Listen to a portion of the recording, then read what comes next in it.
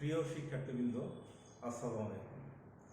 একাদশ শ্রেণীর নবীন ছাত্রছাত্রীদের নরসিংদী সরকারি কলেজের পদার্থবিজ্ঞান বিভাগের পক্ষ থেকে সবাইকে স্বাগত জানাচ্ছি। আমি এমরান হোসেন, প্রভাষক, পদার্থবিজ্ঞান বিভাগ, নরসিংদী সরকারি কলেজ, নরসিংদী। আশা করি তোমরা সবাই ভালো আছো। এই কোভিড-19 অর্থাৎ করোনা মহামারীর কারণে সরাসরি যেহেতু ক্লাস নেওয়া সম্ভব হচ্ছে না, তাই সরাসরি ক্লাসের বিকল্প হিসাবে এই অনলাইন ক্লাসের ব্যবস্থা। আমি আশা করি তোমরা সবাই রেগুলার ক্লাস করবে। আমি আজকে তোমাদের পদার্থবিজ্ঞান প্রথম পত্রের যেই চ্যাপ্টারটা পড়াবো এটা হলো দ্বিতীয় চ্যাপ্টার, এবং এই চ্যাপ্টারের নাম হলো ভেক্টর। ঠিক আছে, এই যে দেখো ভেক্টর। 9-10 তোমাদের মোটামুটি একটা ধারণা ছিল, এইখানে ইন্টারে আমরা এটা ডিটেলস করব। ভেক্টর চ্যাপ্টারের শুরুতেই আসি রাশি। রাশি কাকে বলে? একটু খেয়াল করো যে এই বস্তু জগতের যা কিছু পরিমাপ করা যায় তাকে রাশি বলে। বস্তু জগতের যা কিছু পরিমাপ করা যায় তাকেই রাশি বলে। যেমন যেমন তোমার ভর পরিমাপ করা যাচ্ছে, তার মানে ভর একটি রাশি। বেঞ্চের দৈর্ঘ্য পরিমাপ করা যাচ্ছে, দৈর্ঘ্য একটা রাশি। আবার কোনো গাড়ির ব্যাগ পরিমাপ করা যাচ্ছে, তাহলে ব্যাগও একটা রাশি। অর্থাৎ এই বস্তু জগতে আমরা যা কিছুই পরিমাপ করতে পারি সবই রাশি। এই রাশিগুলোর দিকে খেয়াল করলে তোমরা দেখবা যে কোনো কোনো রাশির সম্পূর্ণভাবে প্রকাশ করার জন্য দিকের প্রয়োজন, আবার কোনো কোনো রাশির দিক ছাড়াই সম্পূর্ণভাবে প্রকাশ করা যায়। তাই দিকের উপর নির্ভর করে রাশিকে দুই ভাগে ভাগ করা হয়েছে। একটা হলো ভেক্টর রাশি, আর একটা হলো স্কেলার রাশি। ভেক্টর রাশি কাকে বলে? যে সকল রাশিকে সম্পূর্ণভাবে প্রকাশ করার জন্য মান ও দিকের প্রয়োজন তাকে বলা হয় ভেক্টর রাশি। যে সকল রাশিকে সম্পূর্ণভাবে প্রকাশ করার জন্য মান ও দিক উভয়ের প্রয়োজন হয় তাকে বলা হয় ভেক্টর রাশি। যেমন বেগ, ত্বরণ, সরণ, ঠিক আছে, বা ওজন। তোমরা একটু খেয়াল করো যে ওজন কাকে বলে। পৃথিবী কোনো বস্তুকে তার কেন্দ্রের দিকে যে বলে আকর্ষণ করে তাকে ওজন বলে। তাহলে এখানে কিন্তু দিকের ব্যাপার আছে, যে পৃথিবীর কেন্দ্রের দিকে, এই জন্য ওজন একটা কি ভেক্টর রাশি। আবার সরণ কাকে বলে?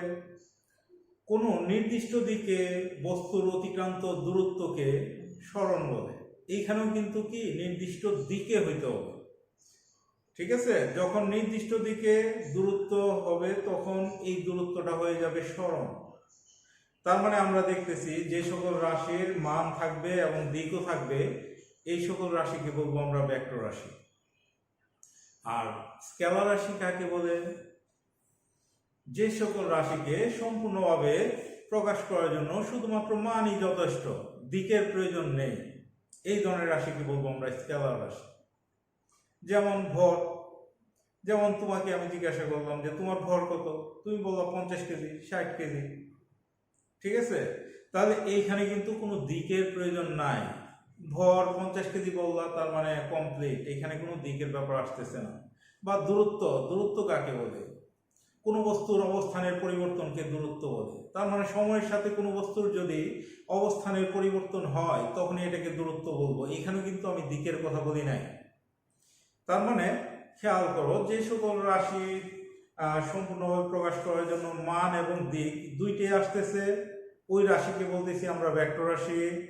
আর যে সকল রাশিকে সম্পূর্ণভাবে প্রকাশ করার জন্য শুধুমাত্র মানের কথা বলতেছি, এই ধরনের রাশিকে বলবো আমরা স্কেলার রাশি। আচ্ছা, এখন আমরা ভেক্টর রাশির প্রকাশটা কিভাবে করতে পারি একটু খেয়াল করো। ভেক্টর রাশির প্রকাশ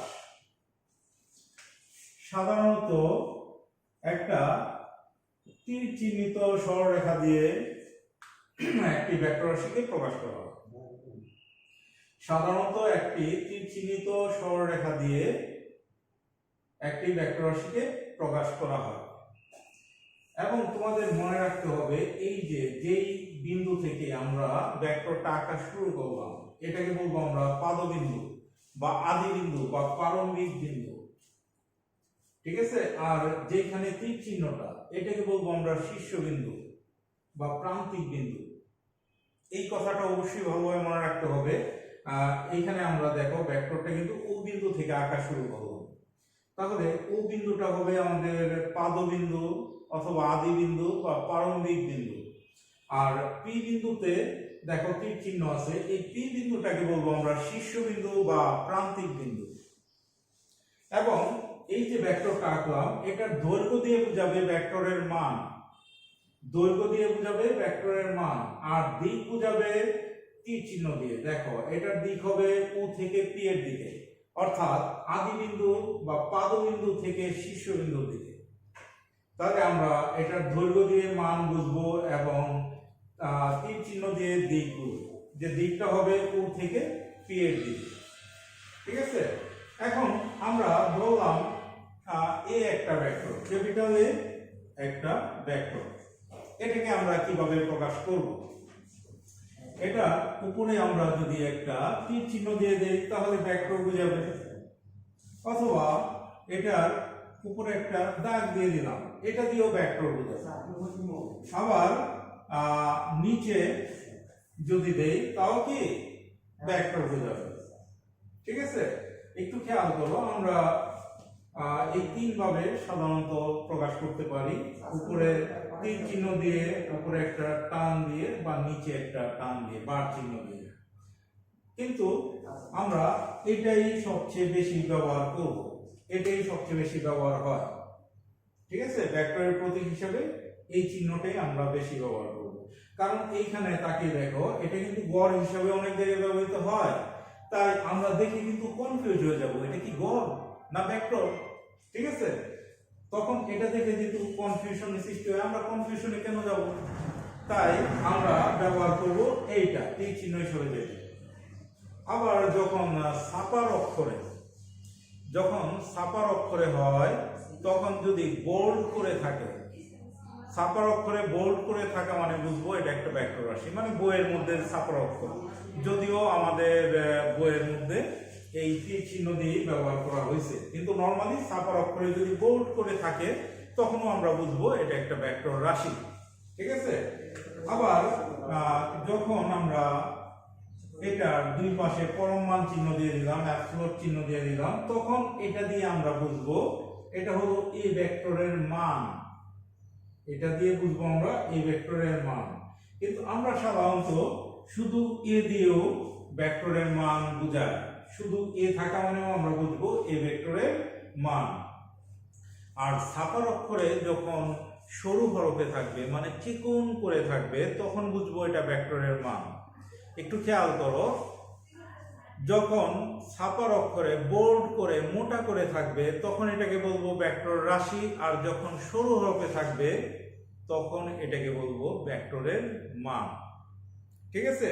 তাহলে এইখান থেকে তোমরা যেটা খুব ভালোভাবে মনে রাখবা, যে যেখান থেকে আমরা আঁকা শুরু করলাম এটা হলো পাদবিন্দু, আর যেখানে তীর চিহ্নটা এটা হলো শীর্ষবিন্দু, যেখানে গিয়ে শেষ হলো এটা হলো শীর্ষবিন্দু। এই কথাগুলো আমাদের মনে রাখতে হবে। আচ্ছা, এখন আমরা আসি ভেক্টর সম্পর্কিত কয়েকটি সংজ্ঞা। এখন আমরা কয়েকটি সংজ্ঞা করব। যেমন প্রথম, স্বাধীন ভেক্টর।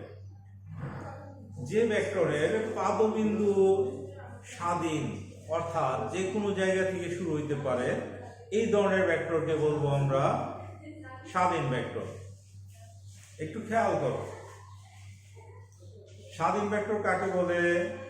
যে ভেক্টরের পাদবিন্দু, ঠিক আছে, স্বাধীন, অর্থাৎ যে কোনো বিন্দু থেকে শুরু হইতে পারে, এই ধরনের ভেক্টরকে বলবো আমরা স্বাধীন ভেক্টর। যেমন তোমাকে বললাম যে তুমি পূর্ব দিকে 5 নিউটন বল প্রয়োগ করো, ঠিক আছে, তাহলে আমরা পূর্ব দিকে 5 নিউটন বল প্রয়োগ করব, কিন্তু এটা কি বলা আছে যে কোন জায়গা থেকে শুরু করতে হবে? পূর্ব দিকে 5 নিউটন বল প্রয়োগ করলেই হবে। যদি আমরা পূর্ব দিক এদিক ধরে নেই তাহলে এদিকে 5 নিউটন বল প্রয়োগ করতে হবে। তাহলে দেখো এটাও 5 নিউটন, এটাও 5 নিউটন, এটা আমরা পূর্ব দিকে, এটাও পূর্ব দিকে, কিন্তু পাদও কিন্তু কোন জায়গা থেকে শুরু করতে হবে এটা কিন্তু বলা নাই। এই জন্য এই ভেক্টরটা কি স্বাধীন ভেক্টর। আচ্ছা, তারপরে আসো খুবই ইম্পর্টেন্ট একটা ভেক্টর, অবস্থান ভেক্টর। অবস্থান ভেক্টর কাকে বলে? অবস্থান ভেক্টরটা একটু খেয়াল করো।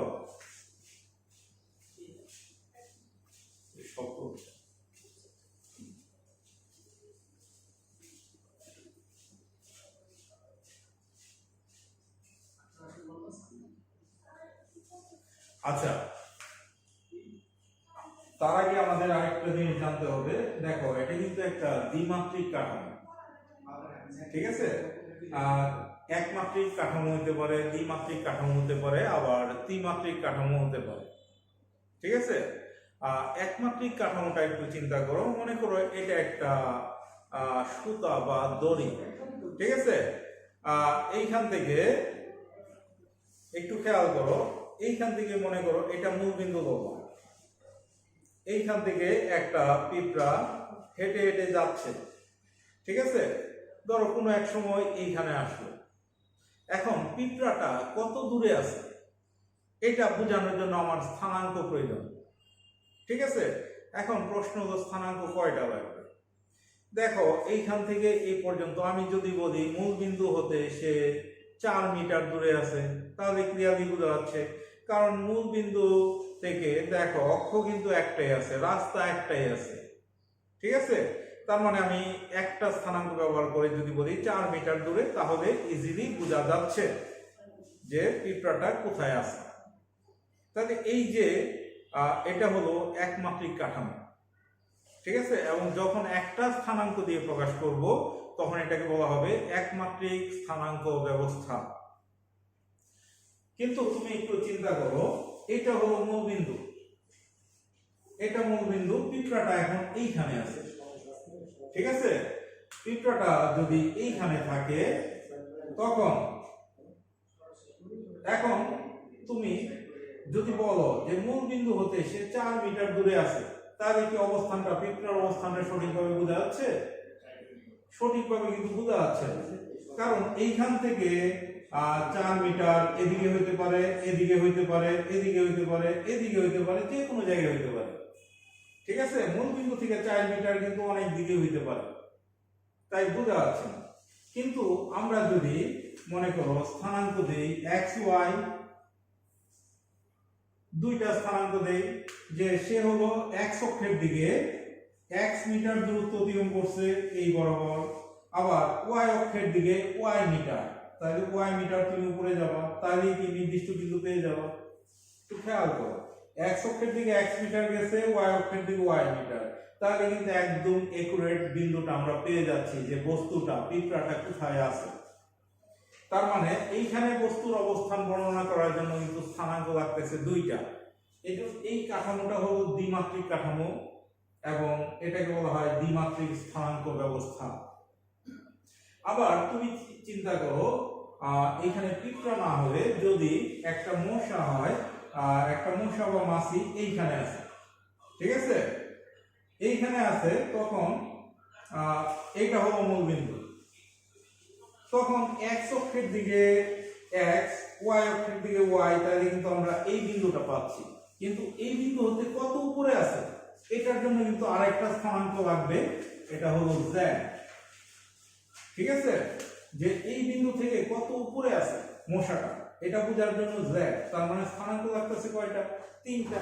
তখন কাঠামো লাগবে আরেকটা z অক্ষ, ঠিক আছে? তখন এটাকে বলা হবে ত্রিমাত্রিক প্রসঙ্গ কাঠামো, এবং যেহেতু 3টা স্থানাঙ্ক লাগতেছে এটাকে আমরা ত্রিমাত্রিক স্থানাঙ্ক ব্যবস্থা বলবো। আচ্ছা, তাহলে একটু খেয়াল করো,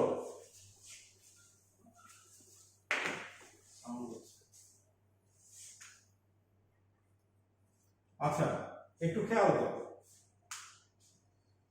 তাহলে আমরা একটা দ্বিমাত্রিক প্রসঙ্গ কাঠামো নিলাম।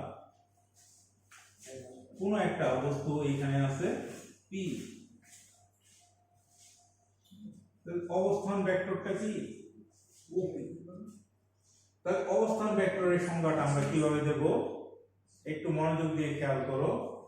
প্রসঙ্গ কাঠামো এটা দ্বিমাত্রিক হইতে পারে অথবা ত্রিমাত্রিক হইতে পারে। প্রসঙ্গ কাঠামো বা একমাত্রিক হইতে পারে, একটু খেয়াল করো। প্রসঙ্গ কাঠামোর মূল বিন্দুর সাপেক্ষে, ঠিক আছে, প্রসঙ্গ কাঠামোর মূল বিন্দুর সাপেক্ষে কোন বস্তুর অবস্থান যে ভেক্টরের সাহায্যে নির্দেশ করা হয় তাকে বলা হয় অবস্থান ভেক্টর। আবারও খেয়াল করো, প্রসঙ্গ কাঠামোর মূল বিন্দুর সাপেক্ষে কোন বস্তুর অবস্থান যে ভেক্টরের সাহায্যে নির্দেশ করা হয় বা প্রকাশ করা হয় ওই ভেক্টরটাকে বলবো অবস্থান ভেক্টর। তাহলে এইখানে একটা বস্তু আছে, মূল বিন্দুর সাপেক্ষে কি ওপি দ্বারা আমরা বোঝাচ্ছি সে বস্তুটা এখানে আছে, ওপি দ্বারা আমরা কি বস্তুর অবস্থান বোঝাচ্ছি। তাহলে এই ওপি হলো অবস্থান ভেক্টর, ঠিক আছে। তাহলে একটু খেয়াল করো যে অবস্থান ভেক্টর কাকে বলে? মূল বিন্দুর সাপেক্ষে কোন বস্তুর অবস্থান যে ভেক্টরের সাহায্যে নির্দেশ করা হয় ওই ভেক্টরকে বলা হয় অবস্থান ভেক্টর। তাহলে চিত্রে ওপি হলো অবস্থান ভেক্টর, ঠিক আছে। আচ্ছা, তারপর আসো সীমাবদ্ধ ভেক্টর। সীমাবদ্ধ ভেক্টর কাকে বলে?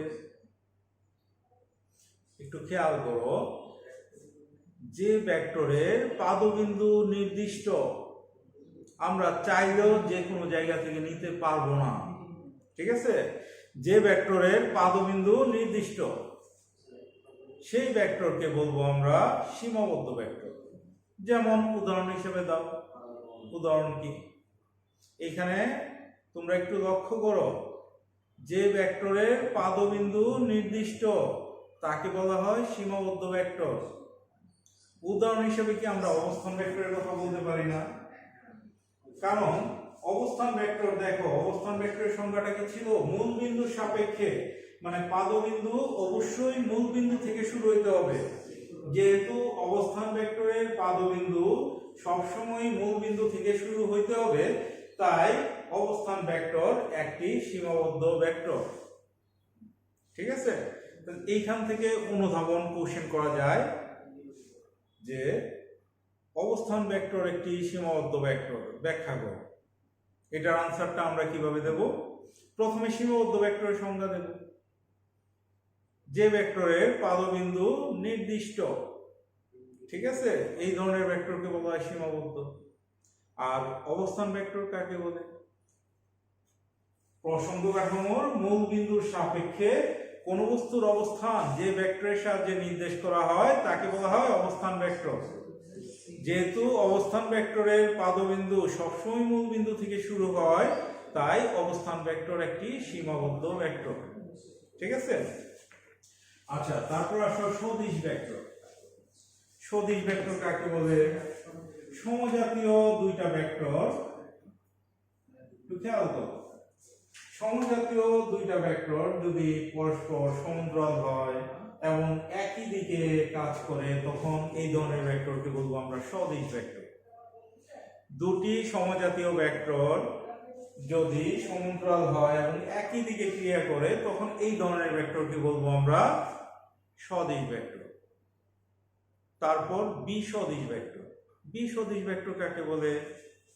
যে সকল ভেক্টর পরস্পর সমান্তরাল হবে, সমজাতীয় দুইটা ভেক্টর যদি সমান্তরাল হয় কিন্তু তার বিপরীত দিকে ক্রিয়া করে, দেখো একটা এদিকে আর একটা এদিকে, দুইটা বিপরীত দিকে ক্রিয়া করে, এই ধরনের ভেক্টরকে বলবো আমরা বিসদিশ ভেক্টর, ঠিক আছে। আচ্ছা, তারপরে আসো সমান ভেক্টর। সমান ভেক্টর একটু খেয়াল করো,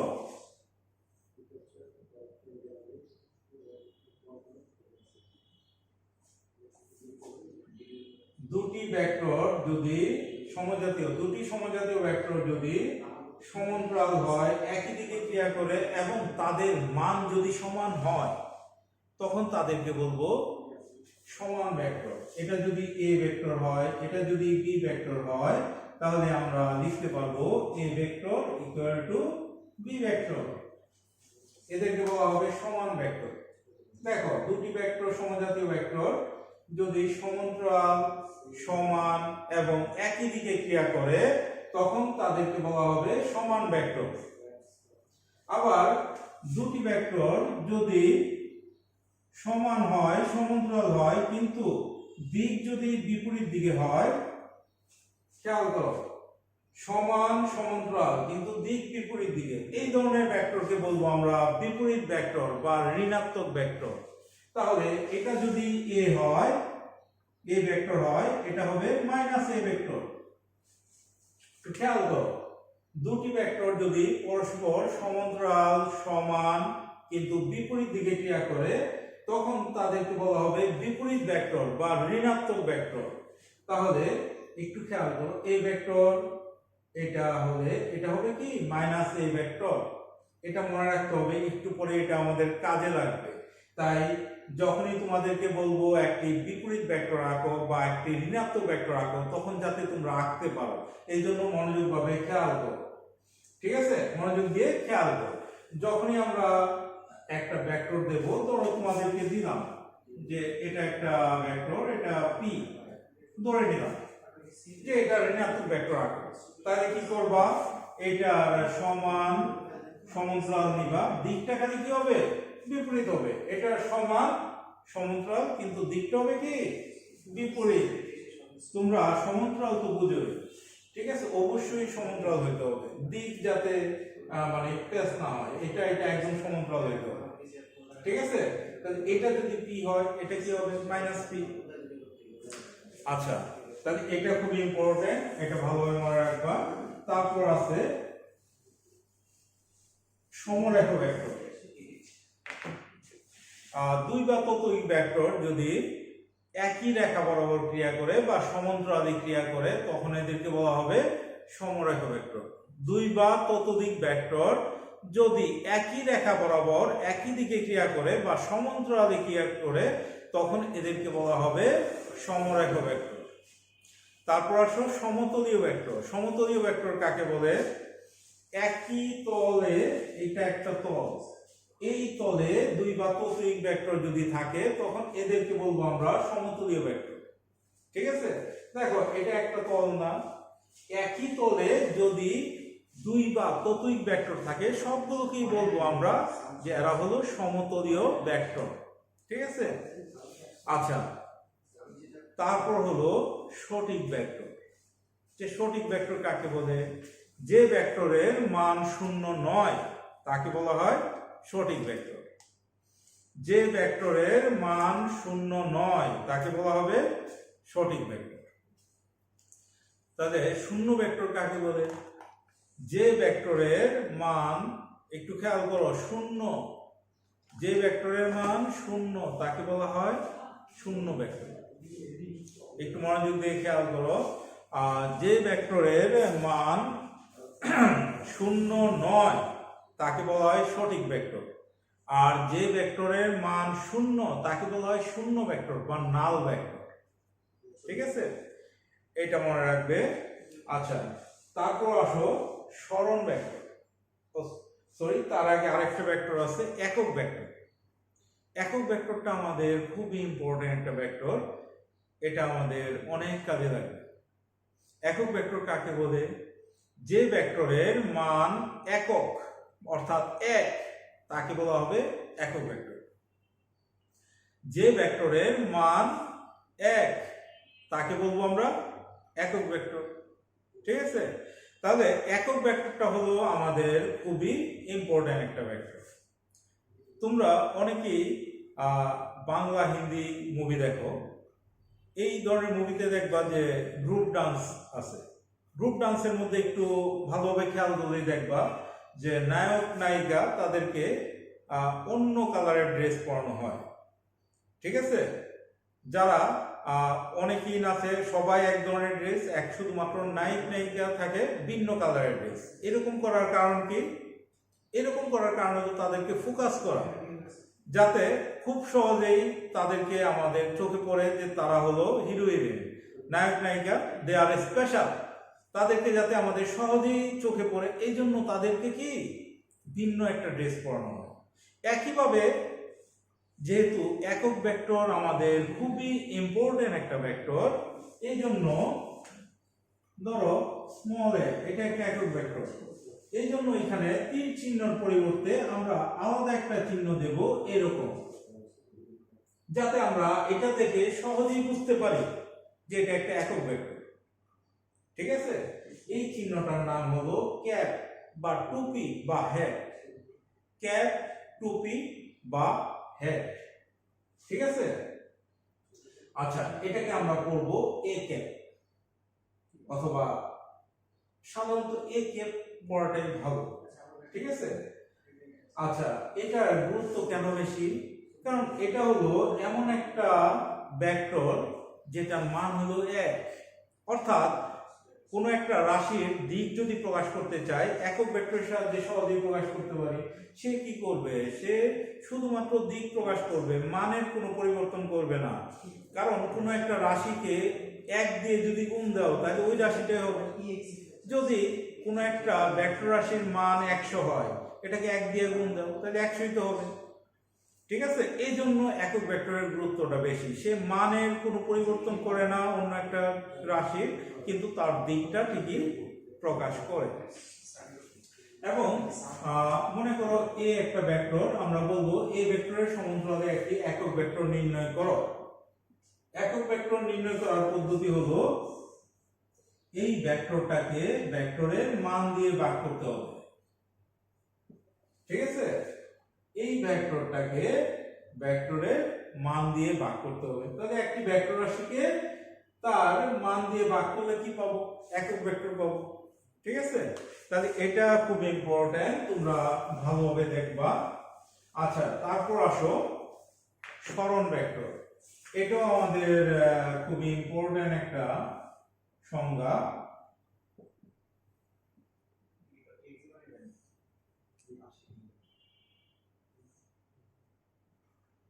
একটু খেয়াল করো, ওপি কি অবস্থান ভেক্টর না?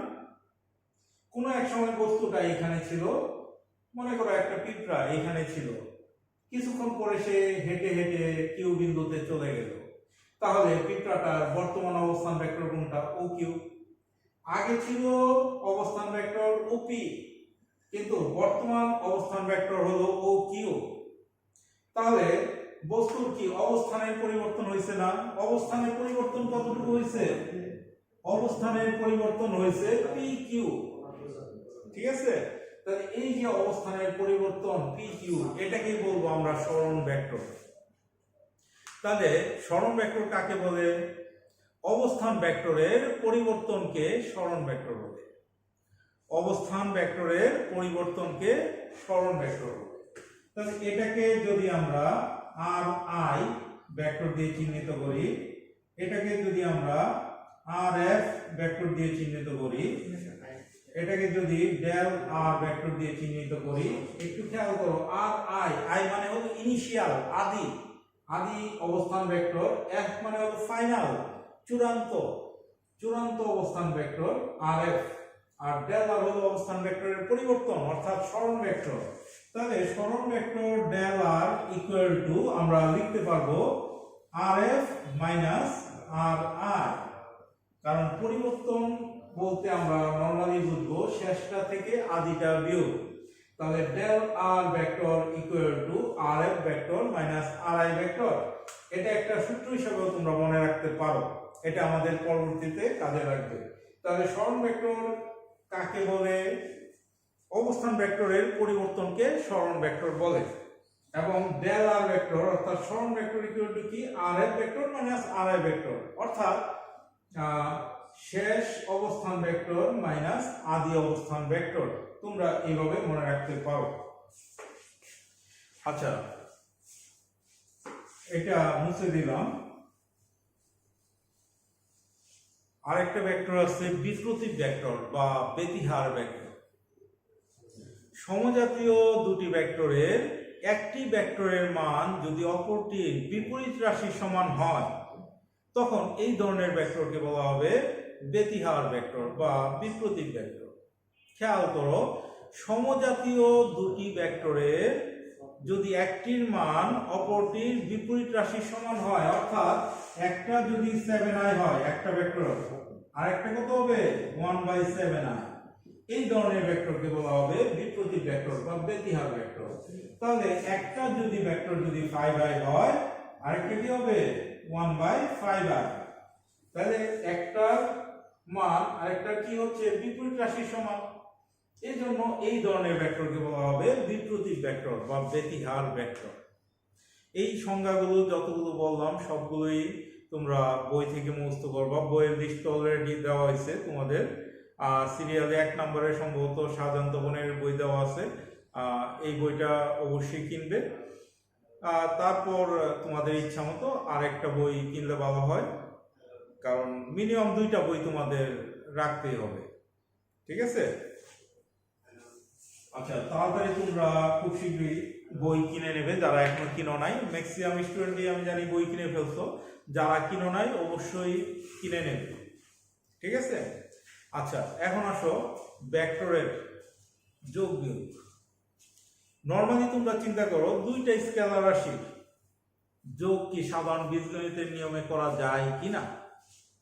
উত্তর হলো অবশ্যই করা যায়। দুইটা স্কেলার রাশি 10 যোগ 20 কত 30, নরমালি আমরা যোগ করে ফেলবো।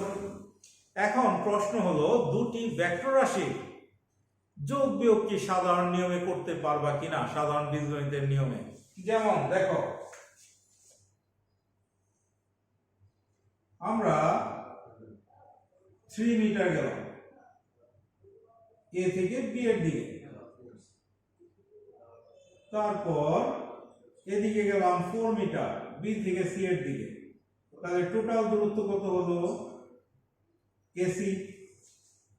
আমরা এদিকে গেলাম 3 মিটার, এদিকে গেলাম 4 মিটার, তাহলে আমাদের টোটাল দূরত্ব এসি। এখন তোমার মন চাইলো তুমি এদিকে যাবা না, তুমি যাবা এদিকে,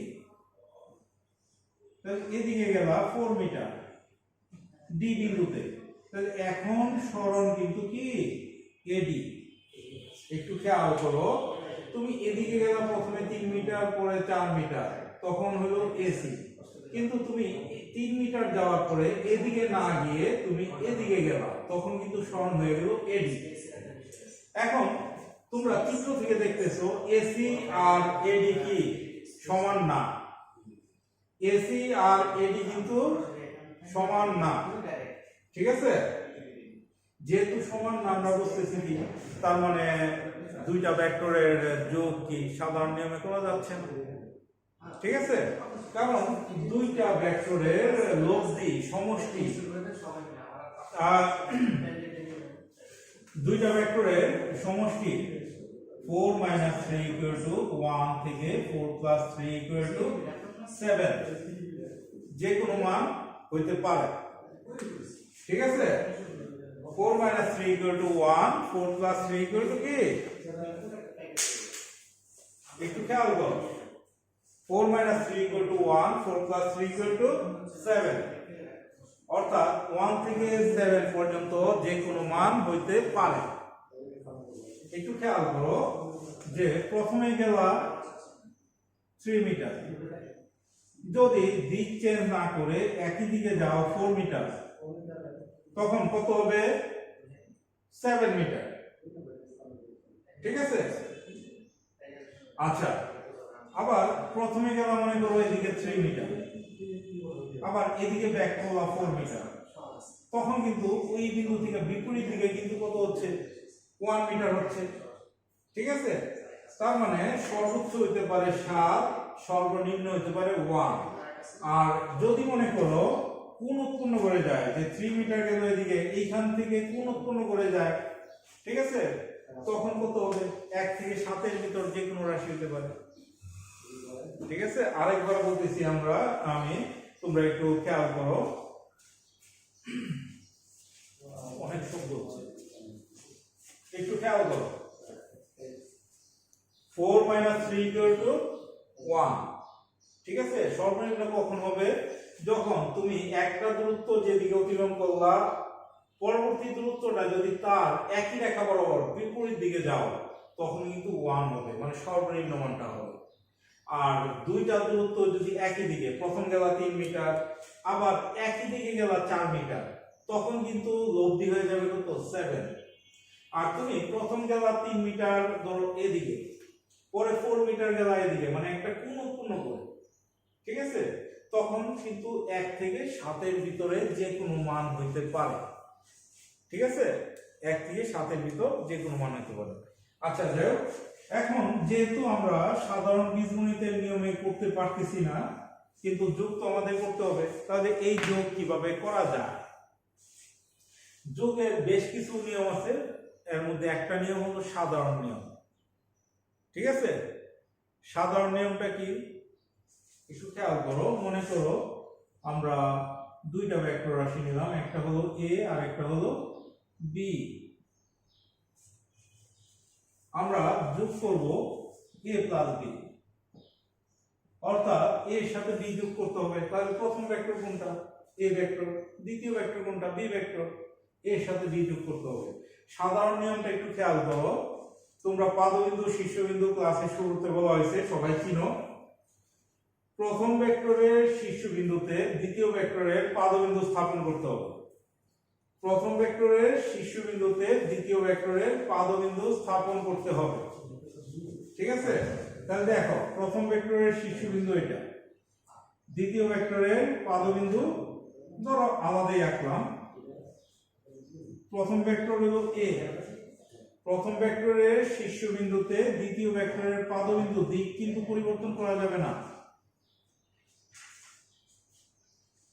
প্রথম ভেক্টর যে দিকে, দিক ঠিক রাখতে হবে, দ্বিতীয় ভেক্টরের দিকও ঠিক রাখতে হবে। প্রথম ভেক্টরের শীর্ষবিন্দুতে দ্বিতীয় ভেক্টরের পাদবিন্দু স্থাপন করব, স্থাপন করলে এরকম হবে। তারপর প্রথম ভেক্টরের পাদবিন্দু থেকে দ্বিতীয় ভেক্টরের শীর্ষবিন্দু যোগ করে দেব, প্রথম ভেক্টরের পাদবিন্দু থেকে দ্বিতীয় ভেক্টরের শীর্ষবিন্দু যোগ করে দেব, এবং দিক হবে প্রথম ভেক্টর থেকে দ্বিতীয় ভেক্টরের দিকে।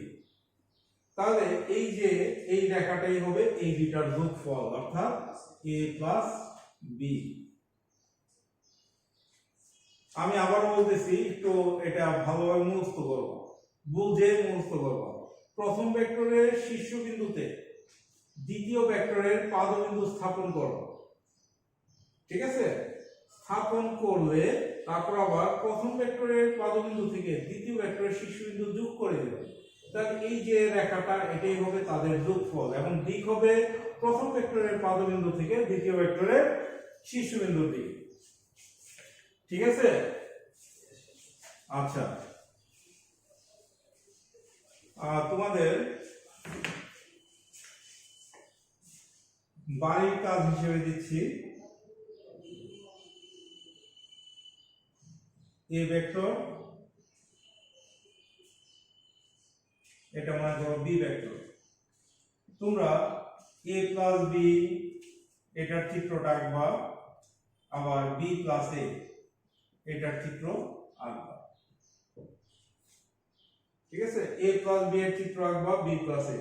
তাহলে একটু খেয়াল করো, যখন a প্লাস b আঁকবা তখন কিন্তু প্রথম ভেক্টর এটা, তাহলে প্রথম ভেক্টরের শীর্ষবিন্দুতে দ্বিতীয় ভেক্টরের পাদবিন্দু, অর্থাৎ এইভাবে আসবে, তখন এই দুইটা যোগ করে দিবে, ঠিক আছে। আর যখন b প্লাস a, প্রথম ভেক্টর কিন্তু b, তখন প্রথম ভেক্টরের শীর্ষবিন্দুতে দ্বিতীয় ভেক্টরের পাদবিন্দু এটা তুলে এনে জাস্ট বসায় দেব, দিক চেঞ্জ না করে।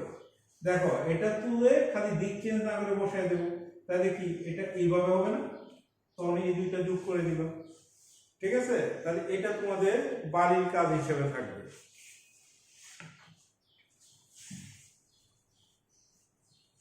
আচ্ছা, এখন আমরা বিয়োগ করব, একটু খেয়াল করো। a vector minus b vector, তাহলে a vector plus minus b vector এইভাবে লেখা যায় না, ঠিক আছে। প্লাসে মাইনাসে কি মাইনাস, তাহলে এটাই হবে। তাহলে আমরা যখন বিয়োগ করব, যে রাশিটা বিয়োগ করব তার ঋণাত্মক ভেক্টর নেব। আমরা ঋণাত্মক ভেক্টর পড়ছি আজকে, তার মানে প্রথমে আমরা ঋণাত্মক ভেক্টর নেব, নিয়ে প্রথমটার সাথে কি করব, যোগ করে দেব। যোগ তো আমরা শিখলাম এখন। তাহলে এইখানে কাজ করতে হবে দুইটা, প্রথমে যেই রাশিটা বিয়োগ করব তার ঋণাত্মক ভেক্টর নিতে হবে, তারপর প্রথমটার সাথে যোগ করে দিতে হবে। যেমন এটা হলো a আর এটা হলো b, আমরা a থেকে b বিয়োগ করব, ঠিক আছে, a মাইনাস b। তাহলে প্রথম কাজ কি, b এর ঋণাত্মক ভেক্টর আঁকা। ঋণাত্মক ভেক্টর আমরা কি জানি, সমান সমান্তরাল, দিকটা হবে বিপরীত দিকে, দিকটা হবে বিপরীত দিকে। তাহলে এর সাথে এখন মাইনাস বি কি করতে হবে, যোগ করতে হবে। যোগ করলে কি হয়ে যাবে, বিয়োগ হয়ে যাবে। তাহলে যোগ করার নিয়ম আমরা কি জানি, প্রথম ভেক্টরের শীর্ষবিন্দুতে দ্বিতীয় ভেক্টরের পাদবিন্দু জাস্ট এটা তুলে এনে বসায় দেব, যাতে দিকটা চেঞ্জ না হয়। এটা কি নিচের দিকে না, তাই তীর চিহ্নটা কি নিচে থাকতে হবে। তাহলে এইখানে যদি বসায় দেই, এটা হয়ে যাবে কি মাইনাস বি। তারপর প্রথমটার পাদবিন্দু থেকে দ্বিতীয়টার শীর্ষবিন্দু যোগ করে দিবা। দিক হবে প্রথমটার পাদবিন্দু থেকে দ্বিতীয়টার শীর্ষবিন্দুর দিকে। তাহলে এটা হবে কি a মাইনাস বি। ঠিক আছে, এগুলো যদি আরো বেশি বেশি তোমরা প্র্যাকটিস করো, আর তাহলেই সহজেই পেরে যাবে। বাড়ির কাজ হিসেবে আরেকটা দিয়ে দিচ্ছি।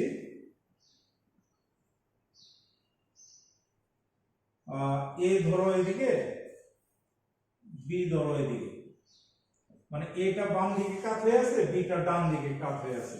তোমরা বাড়ির কাজ হিসেবে করবা a মাইনাস বি আর b মাইনাস a। ঠিক আছে, তাহলে এটা তোমাদের বাড়ির কাজ হিসেবে থাকবে। পরবর্তী ক্লাসে আমি হয়তো আরো দুই একটা প্র্যাকটিস করব। ঠিক আছে, আরো ভেক্টরের যোগ বিয়োগ কিভাবে করতে হয় এগুলো আরো দেখাবো। তোমরা প্রয়োজনে ক্লাসটা বারবার টেনে দেখবা তোমাদের সুবিধার্থে। ঠিক আছে, তাহলে আশা করি যোগ বিয়োগটা সহজেই বুঝে যাবে, এবং নিজে বিভিন্ন ভেক্টর এঁকে বিভিন্ন দিকে যোগ বিয়োগ নিজে নিজে প্র্যাকটিস করবো, তাহলে আশা করি ভালোভাবে পেরে যাবে। আচ্ছা, যাই হোক, আজকে যে সংখ্যাগুলো পড়াইলাম এবং যোগ বিয়োগ দেখালাম, এগুলো তোমরা অবশ্যই আজকে বই থেকে পড়ে ফেলবে। ঠিক আছে, এর পরবর্তী ক্লাসে এর পরের অংশ পড়াবো। ভালো থেকো সবাই, খুদা হাফেজ।